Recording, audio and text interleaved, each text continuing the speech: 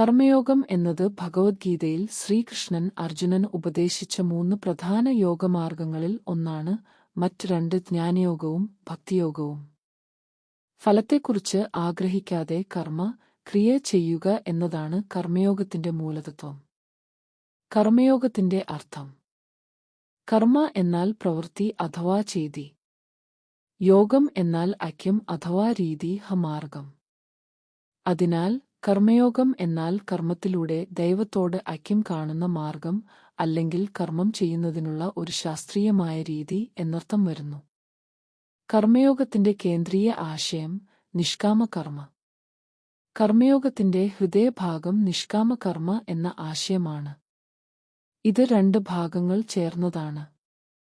നിഷ്കാമ, ഫലത്തിൽ അഭിരുചി, ആഗ്രഹം ഇല്ലാത്ത. കർമ്മ, പ്രവൃത്തി, ചെയ്തി. അതായത് ഫലത്തെക്കുറിച്ചുള്ള ഏത് ലാളിത്യവും ആഗ്രഹവും വിട്ടുകളഞ്ഞ് തന്റെ കർത്തവ്യം, ധർമ്മം എന്ന നിലയിൽ മാത്രം പ്രവൃത്തി ചെയ്യുക എന്നതാണ് നിഷ്കാമകർമ്മ. എന്തുകൊണ്ട് ഫലാഗ്രഹം വർജ്യം? ഫലത്തിൽ അഭിരുചി വച്ച് പ്രവൃത്തി ചെയ്യുമ്പോൾ ആ ഫലം ലഭിക്കുന്നില്ലെങ്കിൽ നിരാശ, കോപം, ദുഃഖം എന്നിവ ഉണ്ടാകുന്നു. ഫലം ലഭിച്ചാൽ അതിൽ അഹംഭാവവും ലോഭവും ഉണ്ടാകുന്നു. ഈ രണ്ടും മനസ്സിനെ ബന്ധിതമാക്കുകയും ആത്മീയ പുരോഗതിയെ തടയുകയും ചെയ്യുന്നു. എങ്ങനെ ചെയ്യണം? ഒരു വിളക്ക് തീയിട്ടിരിക്കുന്നത് പോലെ അതിന്റെ കർത്തവ്യം പ്രകാശം നൽകുക എന്നതാണ്. അത് എത്രത്തോളം പ്രകാശിക്കുന്നു, ആരെല്ലാം അത് കാണുന്നു, അതിന് പ്രശംസ ലഭിക്കുമോ എന്നിവയെക്കുറിച്ച് വിളക്കിന് ചിന്തയില്ല. അത് തനിക്ക് നിർദ്ദേശിച്ചിരിക്കുന്ന കർത്തവ്യം മാത്രം നിഷ്ഠയോടെ ചെയ്തുകൊണ്ടിരിക്കുന്നു. മനുഷ്യനും തന്റെ കർത്തവ്യം അങ്ങനെയാവണം ചെയ്യേണ്ടത്. കർമ്മയോഗത്തിന്റെ ലക്ഷ്യം. മനസ്സിന്റെ ശുദ്ധി, ഫലാഗ്രഹം, അഹംഭാവം, ദുഃഖം, നിരാശ എന്നിവയിൽ നിന്ന് മനസ്സിനെ മോചിപ്പിക്കുക. ആത്മജ്ഞാനത്തിലേക്കുള്ള മാർഗം. ഫലാഗ്രഹം ഇല്ലാത്ത കർമ്മം മനസ്സിനെ ശാന്തവും നിയന്ത്രിതവുമാക്കി ജ്ഞാനയോഗത്തിന്, ആത്മജ്ഞാനം, യോഗ്യമായി തയ്യാറാക്കുന്നു. ലോകത്തിൽ നിന്ന് വിട്ടുനിൽക്കാതെ മോക്ഷം, സന്യാസം എടുത്ത് എല്ലാം വിട്ടുനിൽക്കണം എന്നല്ല, തനിക്ക് നിർദ്ദേശിച്ച സ്ഥാനത്തും ജീവിതത്തിലും നിന്ന് തന്നെ കർത്തവ്യം ചെയ്തുകൊണ്ട് മോക്ഷത്തിലേക്ക് പോകാം. ഭഗവത്ഗീതയിൽ നിന്നുള്ള ഉദ്ധരണികൾ. കർമ്മയോഗത്തിന്റെ സാരാംശം ഭഗവത്ഗീതയിലെ ഈ വാക്യങ്ങളിൽ ഉണ്ട്. കർമ്മണ്യവാധികാരസ്തേ മാ ഫലേഷു കദാചന.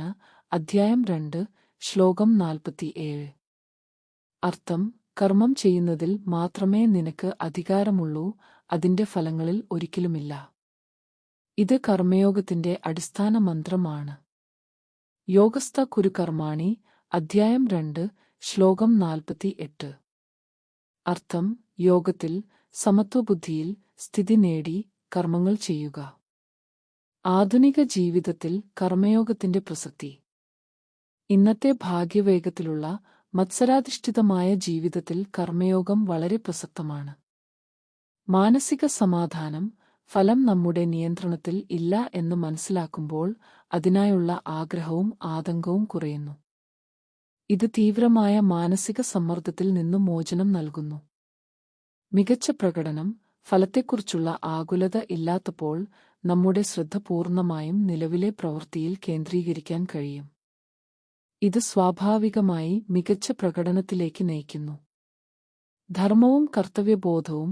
തന്റെ കർത്തവ്യം ശരിയായി നിർവഹിക്കുക എന്നതിൽ ശ്രദ്ധ കേന്ദ്രീകരിക്കുന്നു, മറ്റുള്ളവരുമായുള്ള തുലനം അല്ലെങ്കിൽ അംഗീകാരത്തിനായി കാത്തിരിക്കുക എന്നതിലല്ല. ആത്മവികാസം. ഇത് അഹംഭാവം, ലോഭം, ഭയം എന്നിവയെ കുറയ്ക്കുകയും ആത്മവിശ്വാസവും ആത്. ഇന്ന് നിങ്ങൾക്ക് ആ ആകർഷണം അനുഭവപ്പെട്ടിട്ടുണ്ടെങ്കിൽ, ഒരു സത്യം നിങ്ങളുടെ ഉള്ളിൽ മുഴങ്ങിയിട്ടുണ്ടെങ്കിൽ, അപ്പോൾ നിങ്ങളുടെ ആത്മം ശ്രദ്ധിക്കുകയാണ്. സബ്സ്ക്രൈബ് ചെയ്ത് ഈ അന്വേഷകരുടെ സമൂഹത്തിൽ ചേരൂ.